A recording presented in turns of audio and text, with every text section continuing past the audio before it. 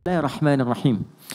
Kita belajar dari dasarnya dulu sehingga punya argumentasi yang kuat untuk bacaan ini. Yang pertama di Al-Baqarah, Quran surah kedua. Quran surah 2 ayat 45 sampai 46. Ini dikuatkan lagi di Quran surah kedua ayat 153. Ini inspirasi tentang Al-Fatihah ini itu nanti terjadi kisah yang sangat panjang sekali, tidak langsung tapi di posisi yang sama. Ada di Quran surah ketiga ayat ke-38 sampai 39, kisah Nabi Zakaria alaihissalam. Sudah? Oke. Hadisnya terkait keistimewaan ini ada di hadis riwayat Muslim, Imam Muslim, nomor hadis ke-806. Di topik nomor ke-6, subtopik nomor 43. Riwayatnya dari Ibnu Abbas radhiyallahu taala anhuma. Jadi ada 44 topik di Sahih Muslim, ini topik yang ke-6, subtopik yang ke-43, nomor 806, rawinya Ibnu Abbas, posisi paling kiri agak ke atas sedikit. Sudah? Baik, saya tidak menuntut Anda menghafal. Saya ingin menyampaikan bahwa apa yang akan kita bahas, kita punya dasarnya. Itu poinnya, ya. Oke, kita mulai dari sini. Quran surah 2 Al-Baqarah ayat 45 sampai 46. Wasta'inu bis-sabri was-salah wa innaha lakabiratun illa 'alal khashi'in. Oke, alladzina yadhunnuna annahum mulaqu rabbihim wa annahum ilaihi raji'un. Fokus baik-baik. Wasta'inu. Kalau Anda sedang diuji dengan persoalan apapun itu. Baik ya, saya ulang. Kalau Anda sedang diuji dengan persoalan, apapun itu, maka lihat kata kuncinya. Terimalah dulu ujian itu dengan sabar. Itu pesan Allah. Terima dulu ujian itu dengan sabar. Nanti di ayat lain dijelaskan apa fungsi maksud ujian itu.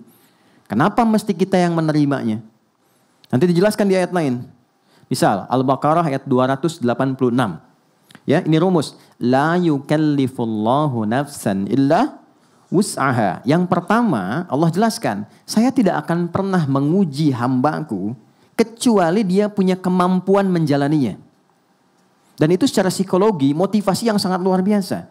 Jadi kalau saya diuji, rasakan, memang saya yang mampu. Gitu. Jadi kalau Anda diuji, memang cuma Anda yang mampu, yang lain gak mampu. Kalau Anda gak mampu, gak mungkin diberi ujian. Itu sifat keadilan Allah.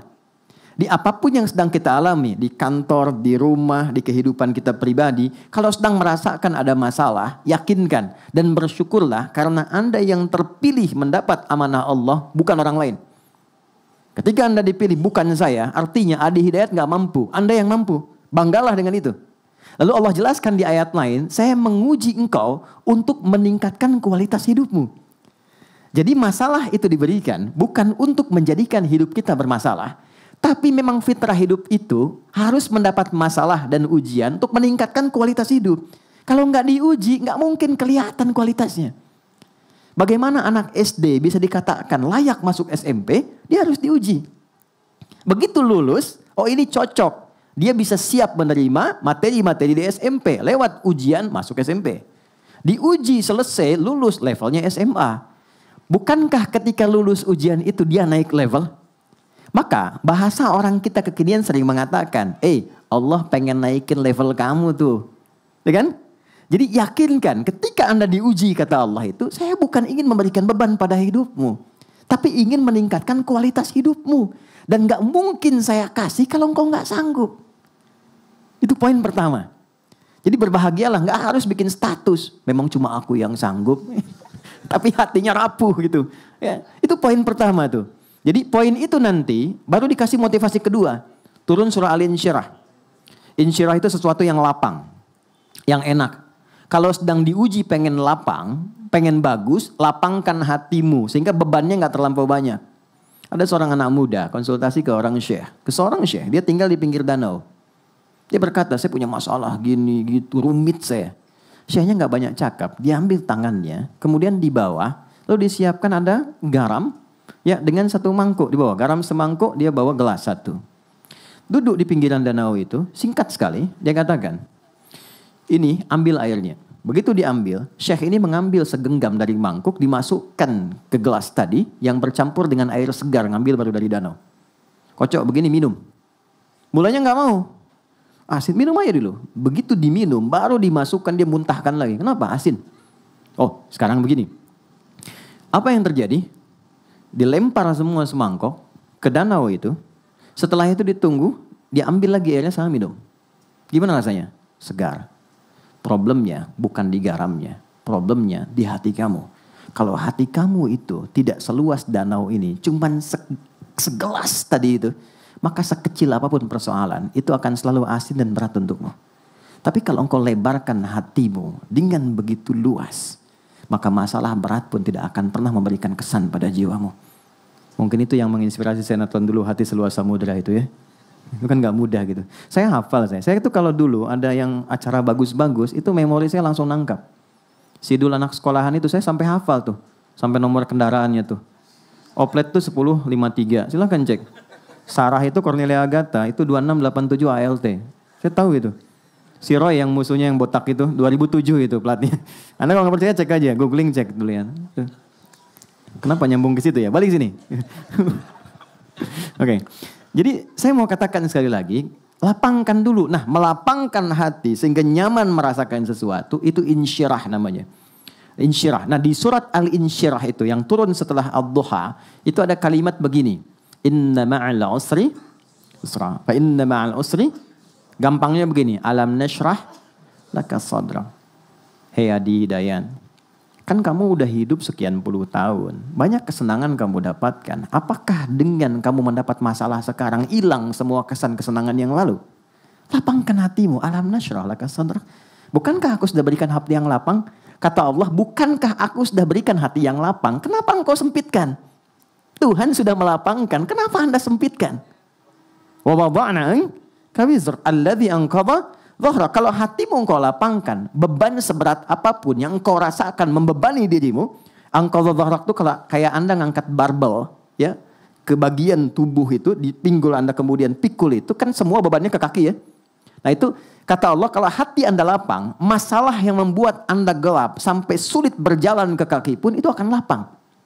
Caranya bagaimana ya Allah? Inna ma'al usri, tanamkan, katakan pada dirimu, di balik semua persoalan pasti ada solusi. Makanya kalau sedang punya masalah, rasakan, alhamdulillah Allah mau naikin kualitas hidup saya.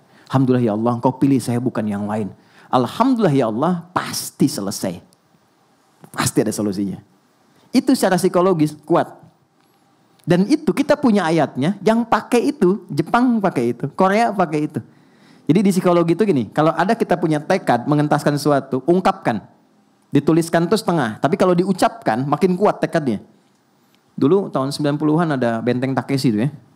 Masih ingat gak? Sore 4:30 kan acaranya kan. Ini Benteng Takeshi itu dia mau naklukkan pakai tank kan. Masih ingat gak pemandunya bilang? Ya, kamu bisa, kamu bisa, kamu bisa. Berkali-kali didoktrin begitu. Sampai dia berusaha dan bisa. Dan sekarang Korea praktekkan, setiap anak TK, SD, baris, dia harus katakan, lebih dari Nippon, lebih dari Nippon. Harus lebih dari Jepang. Dia tempatkan, ini yang pernah jajah saya, kita harus lebih daripada itu. Maka yang terjadi, Jepang bikin Honda, dia bikin Hyundai. Kan? Jepang bikin ini, dia bikin itu. Jepang ke Piala Dunia, dia pun harus masuk. Itu motivasi. Kita tiap hari punya itu. Kamu pasti bisa, ini pasti selesai. Gak ada masalah yang gak ada solusinya. Tiap hari. Dan menariknya 17 kali doktrin itu ditanamkan dalam jiwa kita. Dalam sholat. Dalam sholat. Ya. Begitu kita memulai, kalimat Quran gampang. Wasta'inu bis-sabr. Kalau engkau punya persoalan, terima dulu. Dengan sabar. Sabar tuh formulasinya 3 tadi. Bukan diam. Sabar tuh 3 hal tadi turunannya. Ini pasti selesai. Tenang. Lewati dengan cara elegan. Lalu apa yang terjadi? Tidak ada satupun masalah kecuali ada solusi. Dan siapa yang memberikan solusi? Allah. Kita gak punya kemampuan. Kalau bukan Allah tetapkan, gak mungkin datang solusi. Maka Allah perintahkan, datang kepadaku lewat sholat. Wasta'inu, lengkapi ayatnya. Bis-sabri was sholat. Datang lewat sholat. Itulah hikmahnya. Kenapa sholat 5 kali sehari? Karena nggak ada orang lewat perpindahan waktu yang nggak punya masalah. Nggak ada. Subuh ke zuhur. Sebentar lagi zuhur.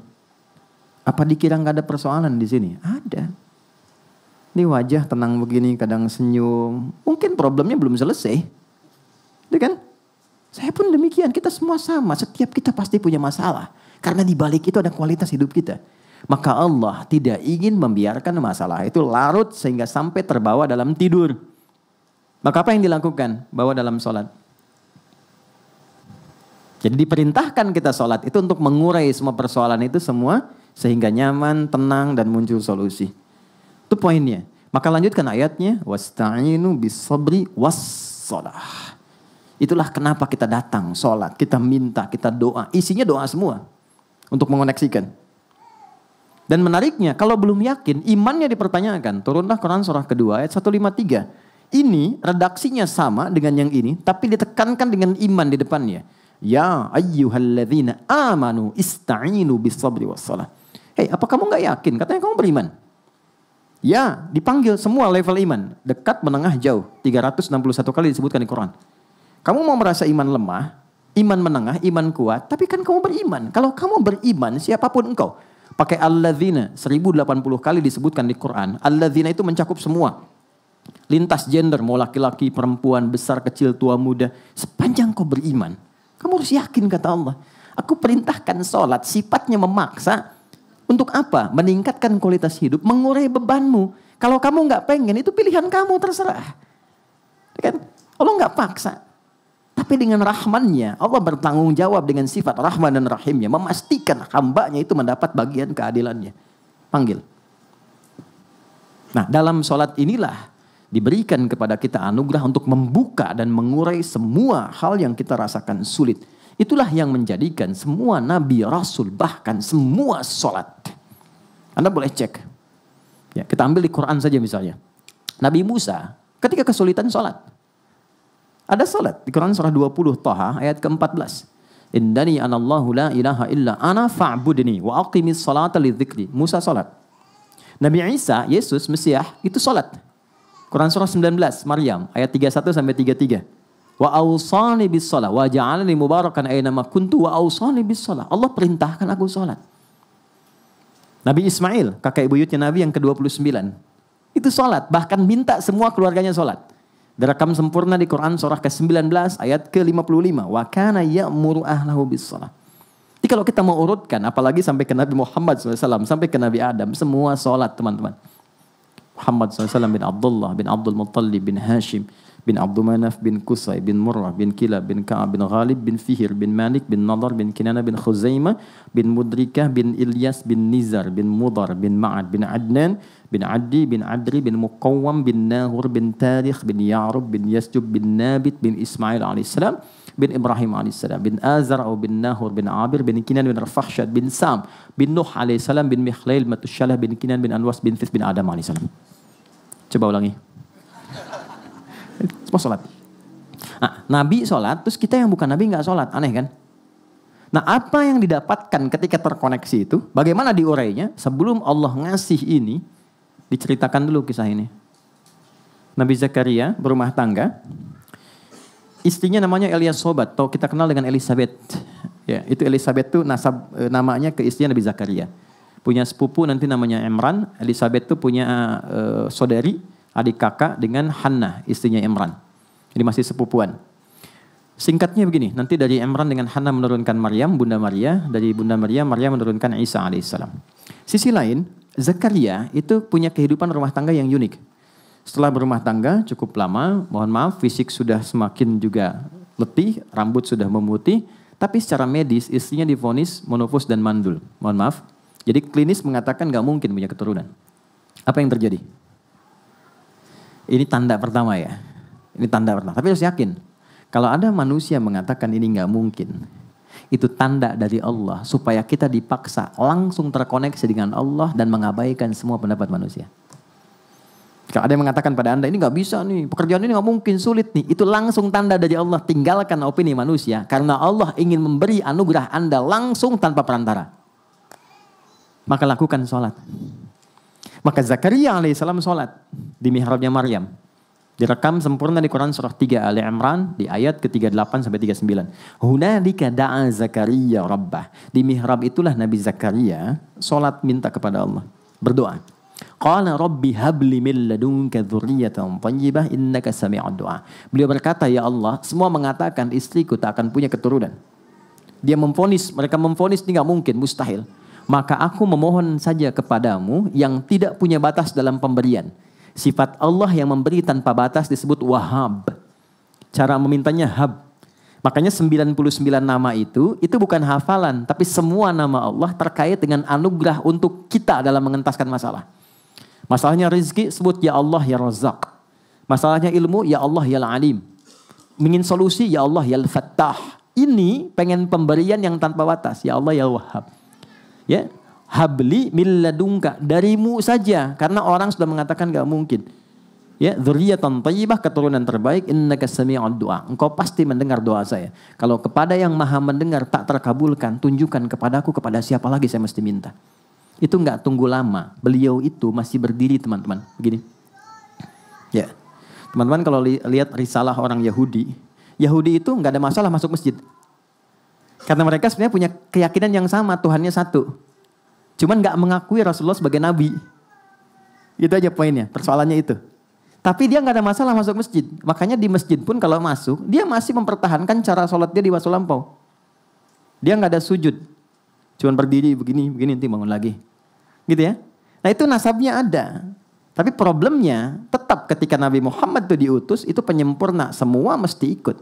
Karena menyempurnakan, ini ditolak. Itulah sebabnya padahal yang mengharapkan Nabi Muhammad lahir itu dulu yang minta orang Yahudi. Kita ada di Al-Baqarah di ayat yang ke-89. Itu mereka berharap. Tapi ketika dikirimkan mereka pengennya dari genealogi mereka. Ini garisnya harus dari Ishak. Ternyata datangnya dari garis Nabi Ismail. Maka karena iri dan tidak punya keinginan untuk menerima, ditolaklah itu. Itu problemnya. Tapi yang mau saya katakan, dari dulu diajarkan tentang sholat. Nabi Zakaria itu masih berdiri minta. Doa tadi itu saat berdiri. Dan dalam keadaan sholat. Begitu dahsyatnya sholat. Begitu selesai doanya, belum selesai sholatnya, turun jawaban. Ayat 39-nya. Fanadathul malaikatu wa huwa qa'imun yusalli fil mihrab. Maka belum selesai sholatnya, baru selesai doanya, turun malaikat. Sedangkan Zakaria itu masih berdiri dalam sholatnya. Annallaha yubashshiruka bi Yahya. Allah kasih kabar gembira kata malaikat, engkau akan punya keturunan namanya langsung dari Allah Yahya. Yang kata orang mustahil lahir dari rahim seorang perempuan yang divonis monopos dan mandul, kata Allah enggak ada yang mustahil bagiku. Jadi dan hidup dia. Yahya itu hidup artinya. Jadi dan hidup. Kapan terjadi? Saat berdiri dalam sholat. Jadi sholat itu penting, mengurai persoalan, mengabulkan doa. Dan berkahnya kita menjadi umat Nabi Muhammad. Dahsyat nabinya, istimewa, ibadahnya luar biasa. Kalau Nabi Zakaria berdoa langsung dikabul, kita umat Nabi Muhammad belum sholat, sudah Allah tunggu mau minta apa. Dan sejak berdiri. Makanya gak ada satupun sahabat ingin mengerjakan sesuatu. Kecuali ketika mereka sholat, dapat jawaban. Imam Al-Bukhari tadi, nulis Sahih Al-Bukhari, 7.000 hadis kurang lebih. 97 topik, itu ditulisnya, setiap nulis satu sholat dulu. Ditulis di Masjidil Haram di Mekah, selesai di Masjid Nabawi, selama 16 tahun. Setiap mau nulis, sholat 2 rakaat, baru nulis. Sholat, baru nulis. Dan ulama-ulama hebat kita, Al-Kindi, Al-Farabi, Al-Ghazali, Al-Khawarizmi, Al-Battani, itu rata-rata, sholatnya itu luar biasa. Yang saya mau katakan, perhatikan baik-baik, ini poinnya. Apa anugerah bagi umat Nabi Muhammad? Teman-teman, Nabi Zakaria tadi dikabulkan dalam sholatnya posisinya apa? Berdiri. Kita dipanggil oleh Allah sejak masih berdiri, datang, diminta, kamu punya masalah? Terima dengan sabar. Lalu datang sholat kepadaku. Wasta'inu. Ini kalimatnya. Ta'inu. Wasta'inu. Terimalah dulu masalah, terus minta kepadaku, minta. Kalau kita ingin rubah, ya Allah kami minta sekarang kepadamu. Engkau perintahkan kami ibadah, sholat, kami lakukan. Dan sekarang kami minta, Kami minta itu robah katanya dari kata perintah jadi bentuk permohonan. Jadi nasta'in. Jadi itu perintah Allah, ini jawaban kita. Nasta'in. Nasta'in. Nasta'inu. Kalau kita katakan, ya Allah engkau perintahkan, sekarang kami minta kepadamu. Hanya kepadamu. Seperti engkau perintahkan. Maka tambahkan kata iyyaka di depannya. Iyyaka nasta'in. Allah minta kan? Wassalah, salat, ibadah kepadaku. Lalu kita katakan, kami ingin ibadah ya Allah, kami menyembahmu. Maka robah kalimatnya menjadi na'bud. Dan tambahkan iyyaka di depannya. Iyyaka na'budu wa iyyaka nas. Saya tanya, kita membaca itu enggak dalam salat? Baca kan? Dalam ruku atau sujud? Dalam berdiri. Bukan ruku dan sujud, dalam berdiri. Dan itu dibaca dalam Al-Fatihah. Tahukah Anda apa hadis tentang ini? Silahkan cek. Kita akan temukan hadis sahih dari sahabat Abu Hurairah. Berikan kalimatnya, lihat baik-baik. Idza qala al-'abdu, kalau seorang hamba salat, itu bukan kalimat hampa yang dia bacakan. Begitu dia mengucapkan alhamdulillahi rabbil alamin, qala Allahu azza wa jalla, ternyata kalimat kita langsung dijawab oleh Allah. Hamadani 'abdi, hambaku sedang memujiku. Wa idza qala al-'abdu ar-rahmanir rahim, kalau hambaku berkata ar-rahmanir rahim, qala Allahu azza wa jalla, Allah menjawab hambaku sedang memujiku. Asna alayya 'abdi. Ketika hamba berkata maliki yaumiddin, Allah menjawab majjadani 'abdi, hambaku sedang mengagungkanku. Perhatikan kalimatnya. Ini kuncinya. Wa idza qala al-'abdu iyyaka na'budu wa iyyaka nasta'in. Kalau hambaku benar salatnya dari mulai takbir sampai ke kalimat ini, iyyaka na'budu wa iyyaka nasta'in. Lihat kalimatnya. Hadza baini wa baina 'abdi. Ini perjanjian aku dengan hambaku. Wali 'abdi ma sa'al. Apapun yang hambaku minta sekarang untuk mengurai hajatnya, sepanjang itu maslahat untuknya, aku kabulkan saat ini juga. Itu Al-Fatihah. Jadi ini dahsyat teman-teman. Bukan formalitas. Makanya Al-Fatihah itu dibikin gampang sekali untuk umat Islam. Mau orang Arab, yang non-Arab, ini paling gampang. Ini. Karena saat diminta baca, itu bukan sekedar formalitas rukun sholat, bukan. Di balik itu ada anugerah yang besar. Dan dahsyatnya ini hanya diberikan pada umatnya Nabi Muhammad SAW. Tidak pada yang lain. Keterangannya ada di hadis Muslim, nomor hadis 806. Rawinya Ibnu Abbas, subtopik nomor 43, topik nomor 6. Singkatnya, kata Nabi, aku tiba mendengar suara terbuka, pintu terbuka dari langit, turunlah malaikat Jibril. Singkatnya mengatakan, Muhammad kau diberikan 2 cahaya yang tidak diberikan oleh pada nabi-nabi sebelum kamu. 2 cahaya itu adalah 2 ayat terakhir surah Al-Baqarah, ayat 285 dan 286, serta Al-Fatihah. Belum selesai hadisnya. Tidaklah dibacakan setiap hurufnya, kecuali setiap hajat umatmu itu akan dikabul. Setiap permintaanmu akan dikabulkan. Ini yang menjadikan Al-Fatihah sering kita bacakan. Baik dalam sholat ataupun di luar sholat. Sekarang kita terkoneksi dengan Allah. Minta di hadapannya. Yang dibacakan perintah Allah. Jalurnya lewat Nabi. Janji Allahnya sudah pasti. Problemnya kenapa yang kita minta kadang belum terkabul? Harusnya otomatis. Nah inilah di sini kemudian titik kita belajar. Boleh jadi cara membaca kita tidak seperti cara baca orang dulu. Orang sakit dibacain Al-Fatihah sekali sembuh. Kan masih ingat seorang kepala suku tersengat kalajengking. Kalajengking Arab loh. Terus sengat, terus diobatin, gak dapat, malah sekarat. Dia tanya pada rombongan sahabat, adakah yang bisa menyembuhkan? Mereka mengatakan Allah yang menyembuhkan. Tapi kami bisa mencoba. Begitu dipanggil, dibacakan Al-Fatihah. Sekali baca. Sekali baca. Dengan izin Allah, sembuh. Bukan karena bacaan, bukan karena dia memulih, tidak. Tapi ketertautan koneksinya dengan Allah itu begitu tinggi. Dibacakan, sembuh. Dikasih hadiah kambing banyak. Dibawa ke Nabi. Ingat, mental sahabat tuh. Mereka takut tuh gratifikasi.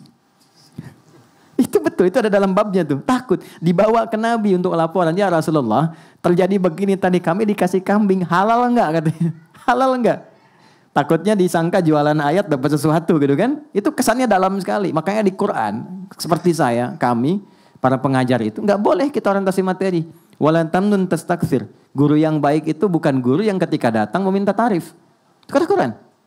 Makanya saya tanyakan Mas Dimas dan kawan-kawan. Dari sejak saya ngajar, saya larang Anda memberikan apapun.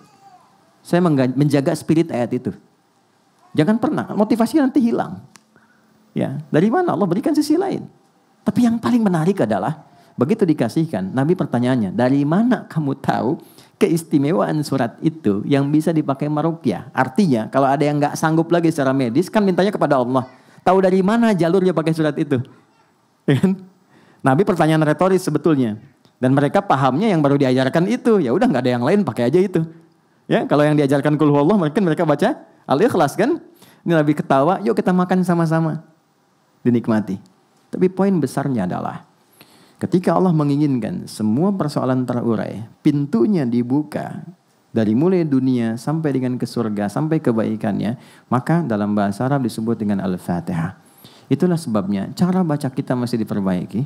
Kita mesti memaknai apa yang kita bacakan, dan di titik inilah kita belajar tentang bagaimana menghadirkan Al-Fatihah dengan cara yang benar saat sholat. Bisa dipahami? Oke, ini mukaddimah kedua. Sekarang kita masuk kepada inti pelajaran cara baca Al-Fatihah. Kita masih ada waktu? Oke, saya berhenti di 20 menitan sehingga kita punya sekitar 30 menit untuk diskusi ya. Teman-teman kita mulai. Al-Fatihah ada 7 ayat. Saya ulang ya. Ada 7 ayat. Supaya kita keluar dari perdebatan, simple aja. Kita bacakan dari Bismillahirrahmanirrahim sampai Waladhdallin. Jelas? Bismillahirrahmanirrahim. Alhamdulillahirrabbilalamin. Ar-Rahmanirrahim. Maliki yaumiddin. Iyyaka na'budu wa iyyaka nasta'in. Ihdinas siratal mustaqim. Siratal ladzina an'amta 'alaihim ghairil maghdubi 'alaihim waladdallin. Jelas? Oke, 7 ini. Saya mulai dari bacaannya dulu. Baik ya? Kita mulai dari ayat pertama. Kita ambil keberkahannya yang baik. Teman-teman boleh ikuti supaya setidaknya kita pernah membacakan itu di tempat ini. Dan mudah-mudahan jadi saksi kebaikan untuk kita semua. Bismillahirrahmanirrahim. Oke. Saya notis satu saja. Baca Quran itu tidak dituntut irama. Yang penting benar bacanya. Tapi nanti mu'jizatnya, setiap kita itu seakan punya kode identitas sendiri. Jadi kalau kita sudah paham cara bacanya, nanti setiap orang punya irama sendiri yang khas untuk dirinya. Itu yang membedakan Quran dengan irama-irama musik. Ya, musik ada notasi kan? C, D, E, F, G, B, C, G, B, C, D, F, G, D, F, G, B, C, D, B, C, D, F, G, A, F, G, A, B, C, D, E, B, C, D, F, G, A, S, B, F, G, A, S, B, C, D, A, S, B, C, A, S, B, C. Betul ya Mas Arman ya? Kurang lebih lah begitu gitu. Tapi saya nggak hafal main, cuma saya riset gitu ya. Yaitu dari da, ra, mim, fa, sod, lam, sin, dal. Da, re, mi, fa, sol, la, si, do. Diambilnya dari rumus bahar. Di zaman jahiliyah ada 16 rumus notasinya.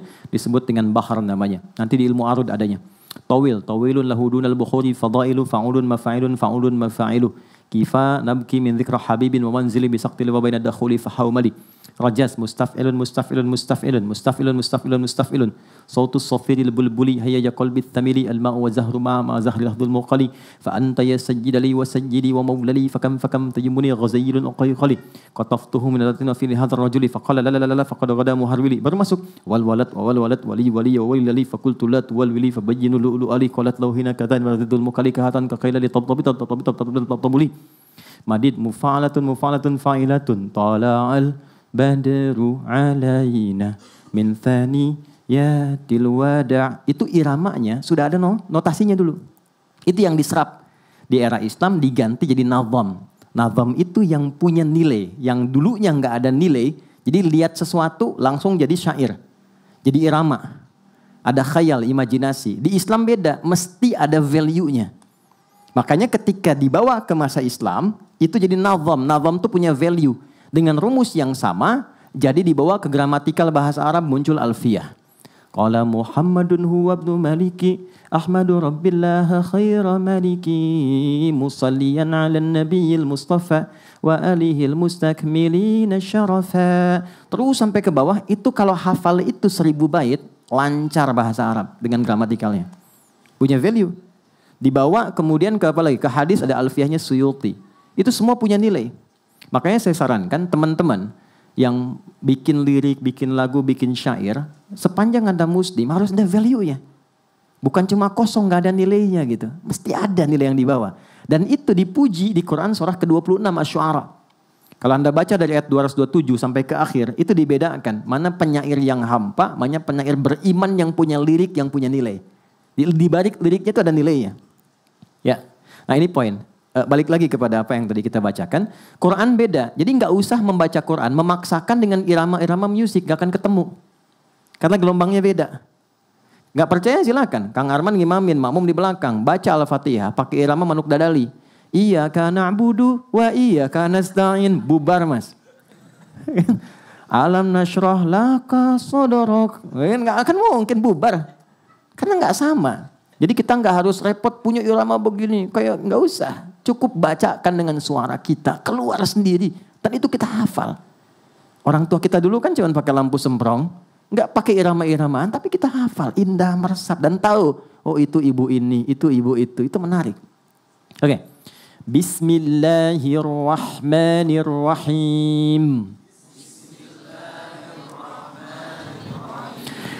Alhamdulillahi Rabbil Alamin. Oke, ada ain, alamin. Oke, sedikit saja. Kalau kita A dengan A itu sakit. Alamin orang-orang sakit. Alamin semesta alam. Alhamdulillahi Rabbil Alamin. Ar-Rahmanir-Rahim.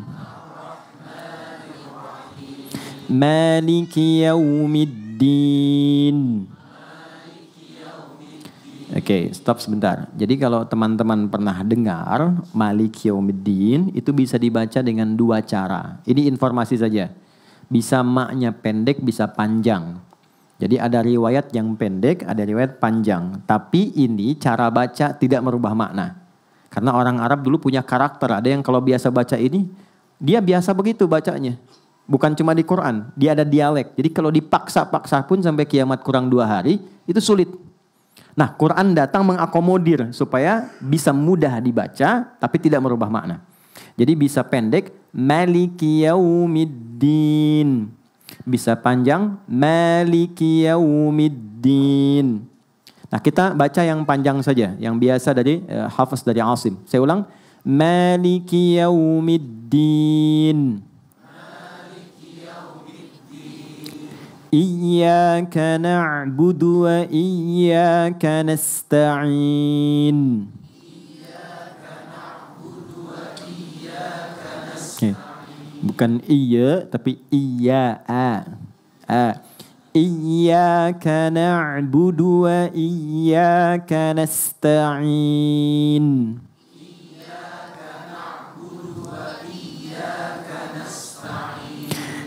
Ihdinas siratal mustaqim.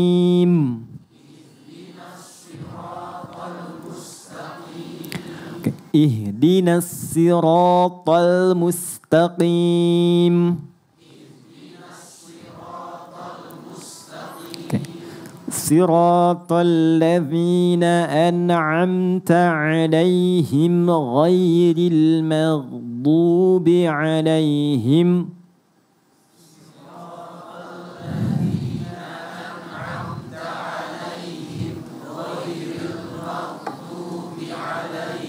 Oke, itu kalau mau dipotong, bagusnya sampai situ. Karena nanti suka ada yang baca begini. Siratal ladzina an'amta 'alaihim. Ada yang disukan? Ghairil maghdubi 'alaihim waladdallin. Bagus bacaannya, cuma secara wakaf kalau mau tepat itu ada saja namanya. Jadi im ketemu him. Berhentinya lebih bagus. Dan secara nahu gramatikal lebih benar. Siratal ladzina an'amta 'alaihim ghairil maghdubi 'alaihim. Kalau mau berhenti. Kalau kita nafasnya cukup panjang, disatukan bagus. Siratal ladzina an'amta 'alaihim ghairil maghdubi 'alaihim waladdallin. Oke, sekarang kita satukan dulu. Siratal ladzina an'amta 'alaihim ghairil maghdubi 'alaihim waladdallin. Amin. Baik. Yuk, itu bacaannya. Nanti teman-teman bisa putar lagi, orang bisa lihat. Yang ingin saya ajarkan yang mahalnya. Ini. Mana tadi ya?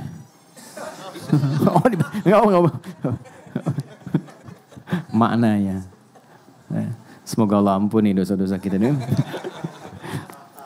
Yuk kita mulai. Kalau kita ingin dibuka oleh Allah, ini tolong fokus karena ini yang paling penting ya. Semua sifat-sifat kebaikan, pintu-pintu kemuliaan yang merubah kehidupan kita. Maka yang pertama, pahami Al-Fatihah, pembuka segala kebaikan. 1. Bismillahirrahmanirrahim. Saya agak cepat. Mas Baim rata-rata berapa ya kita kalau ngaji hadir? Mas Dimas? 120-an ya. Saya pernah kirim mushaf gak ya? Mas Dimas mana kelihatan? Ada. Pernah kirim mushaf gak? Belum ya? Oke, nanti Mas tolong catat ya. Nanti saya kirimkan mushaf supaya nanti mushafnya kita semua seragam. Nanti pas ngaji itu ngaji lagi ketemu saya, nanti tinggal dibuka, nanti interaksinya lebih enak, lebih gampang. Jadi kalau saya sebutkan, saya halaman sekian, buka nomor sekian, ini jadi lebih gampang. Dan itu dari saya aja ya, dan tidak boleh bayar. Memang kita cetak itu untuk diwakafkan, itu ada, insyaallah. Ya, lihat sini teman-teman.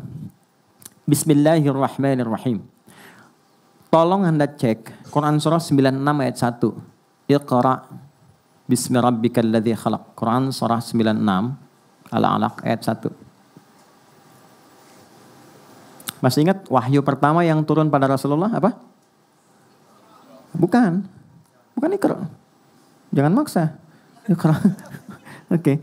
Yang turun pada Nabi itu bukan Iqra. Yang pertama turun pada Nabi itu Iqra bismi rabbikal ladzi khalaq.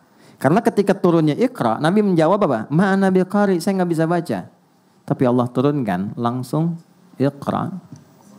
Gini. Bismi rabbikal ladzi khalaq.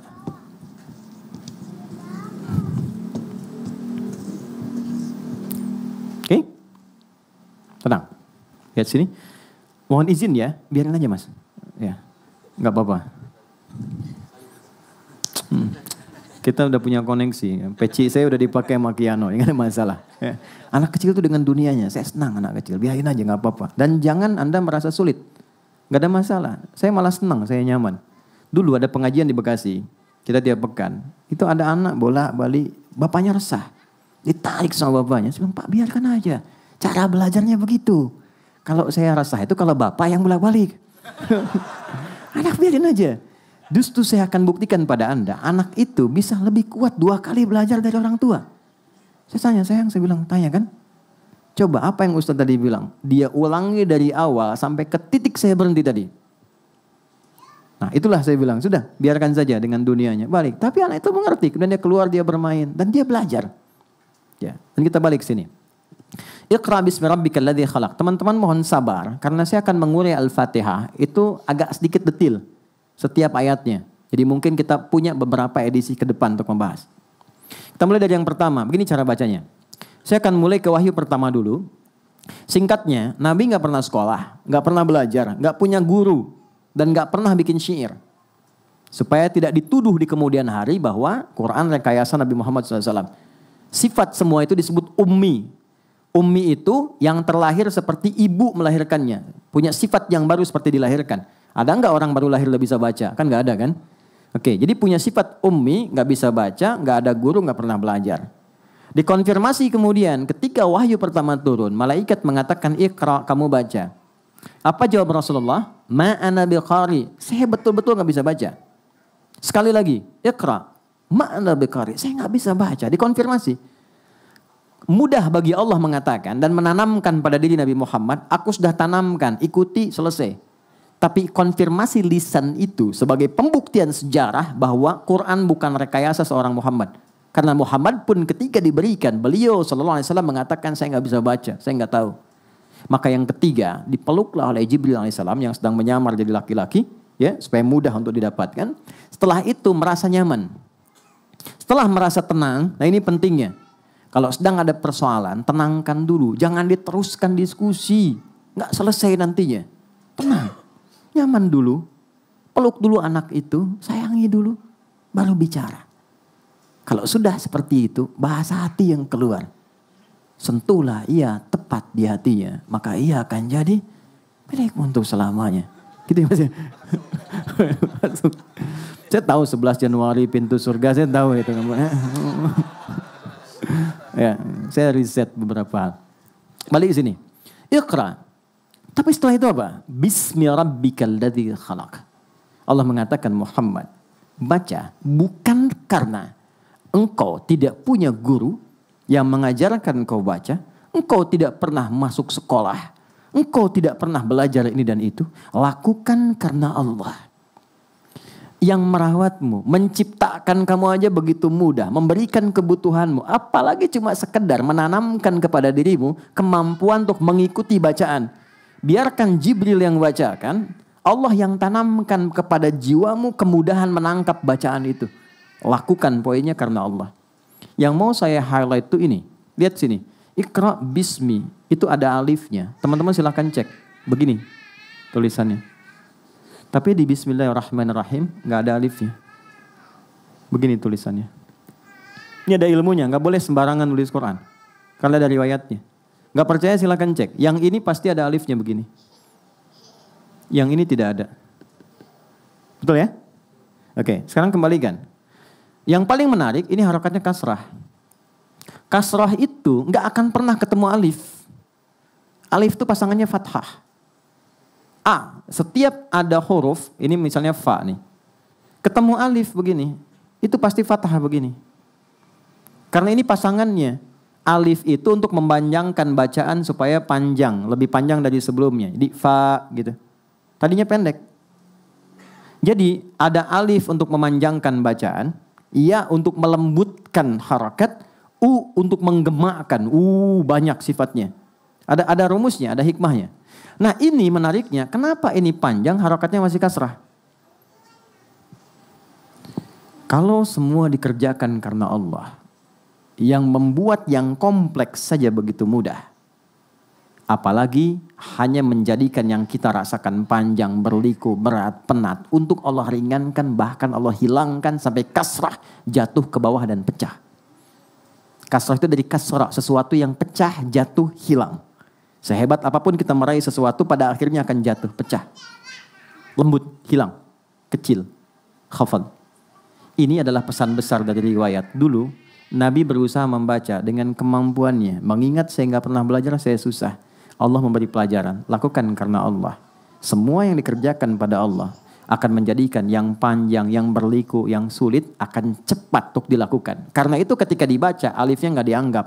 Iqra bismi, nggak panjang lagi. Tapi kenapa dipertahankan? Untuk memberikan kesan. Bahkan kenapa persoalan itu terus rumit? Karena jarang kita gantungkan kepada Tuhan. Kita mengandalkan kemampuan kita untuk menyelesaikannya. Disitulah kemudian yang tadinya simpel menjadi panjang dan rumit. Itu problem.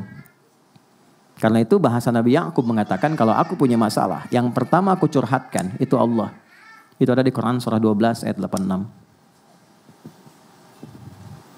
Innama ashku bathi wa huzni ila Allah. Aku tuh kalau curhat, yang pertama aku curhat itu Allah dulu. Poinnya apa? Walaupun masalah belum tuntas, tapi Allah lapangkan hatiku. Curhatnya sama Allah tuh enaknya apa? Curhatnya itu enaknya membuat hati kita lapang. Sama manusia itu belum tentu lapang. Paling-paling kita merasakan beban terbagi sedikit lah. Sama Allah tuh lapang. Anda nggak percaya? Ada masalah, wudu, bentangkan sajadah, sholat 2 rakaat. Begitu sujud, nangis, selesai itu lapang. Walaupun solusi belum datang. Alih-alih curhat di media sosial. Membuat persoalan makin kompleks. Gak nyangka ya kamu begitu. Nyangka tuh. Orang kalau sedang bilang gak nyangka, dia sedang nyangka itu. Nah, kita diajarkan begini. Kenapa di sini alifnya tidak ada? Ya kan? Langsung kemudian dihilangkan. Ingin memberikan kesan kepada kita. Kalau setiap persoalan kita ingin dibuka, Al-Fatihah, gerbangnya dibuka, kemudahannya ditampilkan, maka jangan pikir panjang lagi, jangan terlalu rumit. Cepat curahkan, semua mohonkan kepada Allah. Itulah sebabnya kita diajarkan baca Bismillahirrahmanirrahim di semua aktivitas kita. Masih ingat hadisnya? Kullu amrin dzibalin la yubda'u fihi bismillahirrahmanirrahim fahuwa abtar. Setiap perbuatan baik yang tidak dimulai dengan Bismillahirrahmanirrahim itu terputus. Terputus keberkahannya, terputus pahalanya, dan terputus jalur koneksi cepatnya. Duh. Tapi ingat, Nabi katakan perbuatan baik. Karena kalimat ini kalimat terbaik yang akan sulit diucapkan pada perbuatan yang kotor. Makanya ketika dipaksakan jadi kontroversi yang merendahkan pelakunya. Gak ada orang minum bir pakai Bismillahirrahmanirrahim. Makanya kalau mau coba bikin konten dengan kata-kata baik pada hal yang kotor, pasti akan merendahkan dirinya. Yang akan diterima hanya celaan, cacian, keburukan dan sebagainya. Karena baik tempatkan pada yang baik, yang kotor kita jauhi. Ini poinnya. Nah, yang lebih besarnya adalah ba, saya rinci. Ba itu ada 14 fungsinya dalam bahasa Arab. Ada kitab bagus sekali buku, judulnya Mughnil Labib an Kutubil A'arib. Ya, itu dia menguraikan semua makna huruf dari alif sampai ya. Ba itu ada 14. Ada orang kita ikut PhD di Timur Tengah. Dia cuman bahas huruf ba. Di surat Al-Maidah ayat ke-6 tentang wudu saat basuh kepala itu pakai ba. Wamsahu biru'usikum. Kok ada ba? Yang lainnya nggak pakai ba. Itu baru bahas huruf ba 1 dapat doktor. Anda yang belum silahkan. Ada ta, ada fa, ada jim sampai ya tuh. Ini 14. Nah, 14 ini yang sesuai dengan ini apa? 1. Ada namanya musahabah, al-musahabah. Ada namanya al-ilsaq. Ada namanya ghayah. Cepat saja. Saya mulai dari bawah dulu paling gampang. Ghayah itu tujuan. Lakukan semua kegiatan yang baik itu tujuannya untuk mendapat ridha Allah, supaya Allah suka. Tarik perhatian Allah. Begitu kita dapat perhatian Allah, Allah buka semua akses. Anda dapat perhatian pemimpin, ya, dapat perhatian bos, dapat perhatiannya, semua dibuka kan aksesnya.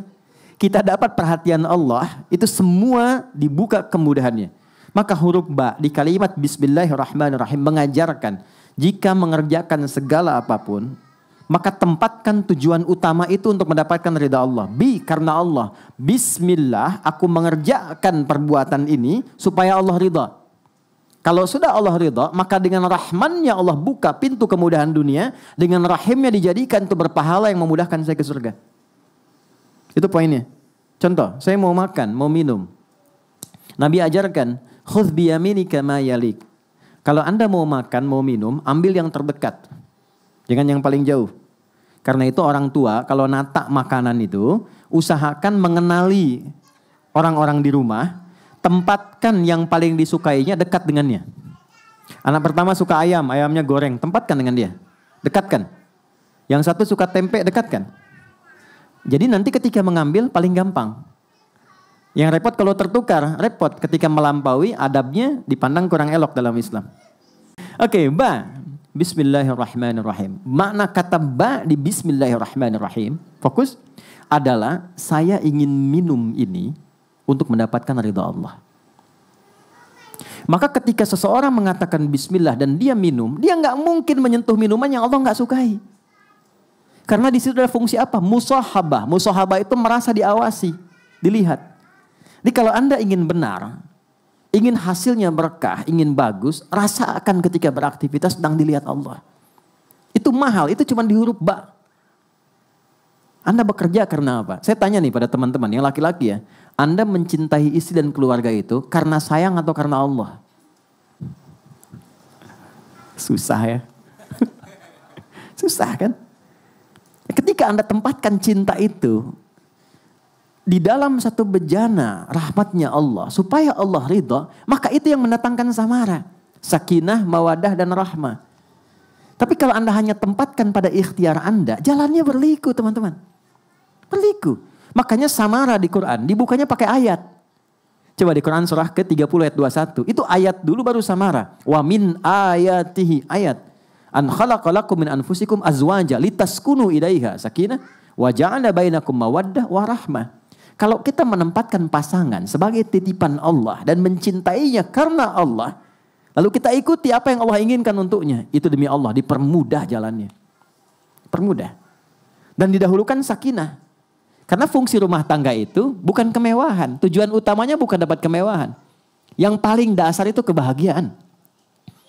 Kata Quran itu, maaf ya, salah kalau orang nikah itu hanya ingin mendapatkan materi. Materi itu betul penunjang. Perhatian itu penunjang. Tapi tujuan pokoknya kedamaian. Supaya ingin tenang. Peace, damai, enak, tenang, bahagia. Antum pilih deh. Kaya tapi gelisah atau miskin tapi tenang. Gak ada pilihan ketiga, gak usah maksa. Kaya tapi gelisah atau miskin tapi tenang. Mau miskin susah ngucap gitu kan. Oke, kaya tapi tenang. Karena itu sakinah didahulukan. Nah, Bismillahirrahmanirrahim itu membuka semua gerbang kemuliaan tadi. Maka dari itu, orang-orang yang lekat dengan ini, gak mungkin dia baca Bismillahirrahmanirrahim 17 kali melakukan maksiat, gak mungkin. Kalau benar macanya. Makanya ketika mengucapkan huruf ba, Bismillah, rasakan kita diawasi Allah. Itu poinnya. Nah ketika seseorang membaca dengan benar dengan huruf ba itu, maka muncullah ismun. Ismun itu disebut dari nama. Asalnya dari kata sumuwun, sesuatu yang tinggi. Makanya beri nama seseorang itu dengan baik, supaya dia dihormati, ditinggikan dalam kehidupan sosialnya. Wasmun wa fi'lun thumma harfunil kalim.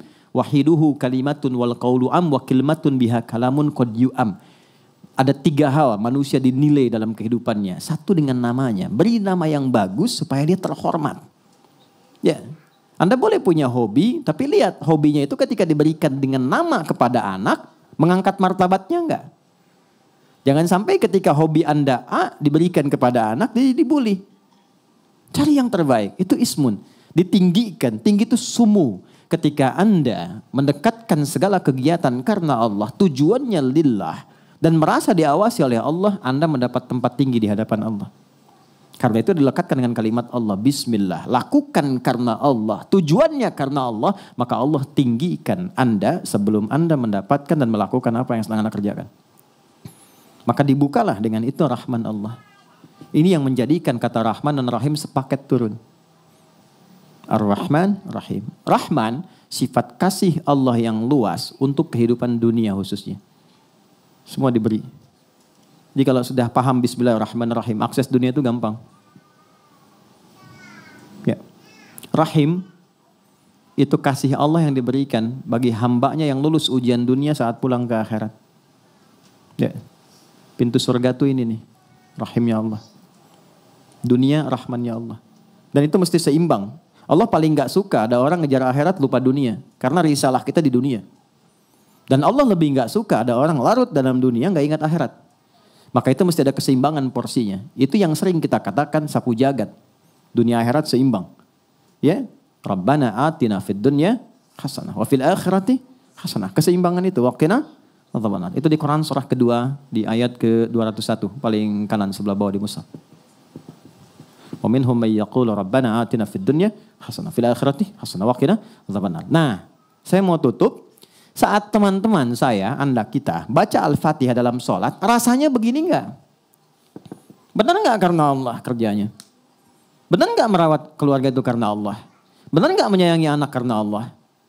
Kalau betul-betul karena Allah bukan karena cinta, dilihat enggak sholat dia? Kenal Allah enggak? Anak belajar apa? Dikenalkan Allah enggak? Kan dihisab sebagai orang tua.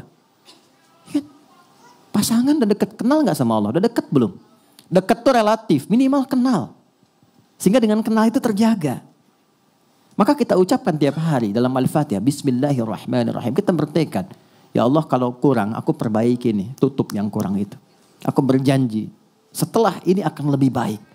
Pekerjaan lebih benar, lebih engkau ridhai, lebih mendekatkan dengan dirimu, membuat aku lebih terukur sampai pulang kepadamu. Itu poinnya. Kalau kesadaran itu tiba, begitu Anda sampai pada kalimat iyyaka na'budu wa iyyaka nasta'in, itu langsung jawaban turun. Hadza baini wa baina abdi wa li abdi masal. Ini perjanjian antara hambaku dengan aku. Kalau komitmen dia benar sampai tadi itu, aku kabulkan apapun yang dia minta sekarang. Itu caranya teman-teman. Baca gampang. Baca gampang sekali. 19 huruf, setiap hurufnya 10 kebaikan, dapat selesai. Pahala dapat, tuntas tugas. Tapi poinnya dapat nggak? Value-nya terasa nggak? Jadi gitu. Nah, kita baru bismillahirrahmanirrahim. Untuk sampai ke iyyaka na'budu masih ada alhamdulillahirabbil alamin, masih ada arrahmanirrahim, masih ada maliki yaumiddin. Itu tapak-tapak jalannya. Saya tidak ingin buru-buru, saya menginginkan ini dulu selesai. Kalau kita sudah paham ini, baru kita akan dievaluasi oleh Allah. Allah mengevaluasi kita dengan kalimat alhamdulillahirabbil alamin. Ketika kita sadar, kenapa akhirnya ini diulang arrahmanirrahim? Ya, nggak ada pengulangan di Quran. Kenapa ini muncul lagi? Karena ada dampak kesadaran di ayat yang kedua alhamdulillahirabbil alamin. Barulah kita agungkan Allah setelah sadar, Allah Maha Agung, Maha Besar. Disitulah turun kalimat iyyaka na'budu wa iyyaka nasta'in. Nanti alhamdulillah sampai ke maliki yaumiddin kita akan kaji kembali di sesi berikutnya.